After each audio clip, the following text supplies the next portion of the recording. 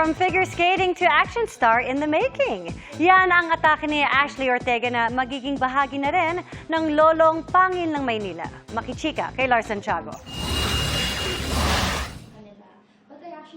Work mode na si Ashley Ortega. Wala halos tigil sa trabaho si Ashley. Simula nang lumabas siya sa bahay ni Kuya, kaya mabilis din daw siyang naka-adjust sa outside world.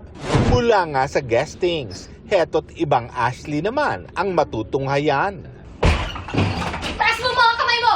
Head to toe in black. Nasa action mode with gun shooting skills pa. Simula bukas ay mapapanood siya sa lolong pangil ng Maynila. And sana abangan nila kasi actually kakaiba na naman yung character ko dito eh.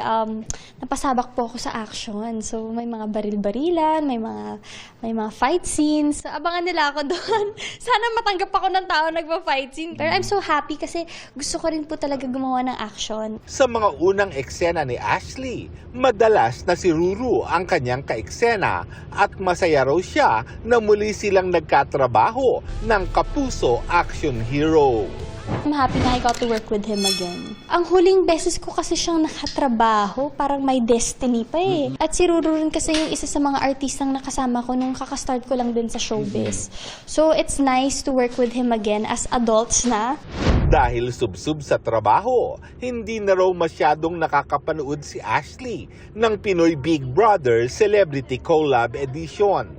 Pero napanood raw niya ang nakaraang nomination night. Mensahe niya sa mga ma-e-evict ngayong weekend.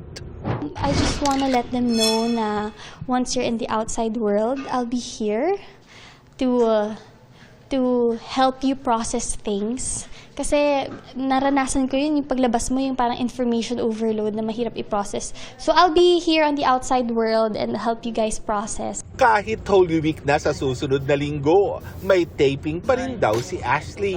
Pero hanggang sa Miyerkules Santo lang. May iba pa ba siyang plano para sa Holy Week? Dito lang muna sa Manila or maybe kung kaya ko pang ihabol mag-out of town kung kaya. Pero as much as possible, gusto ko kasi talaga muna magpahinga lang talaga sa kwarto ko. Yung walang iisipin na trabaho, yung walang alarm the next days. Lars Santiago, updated sa showbiz happening.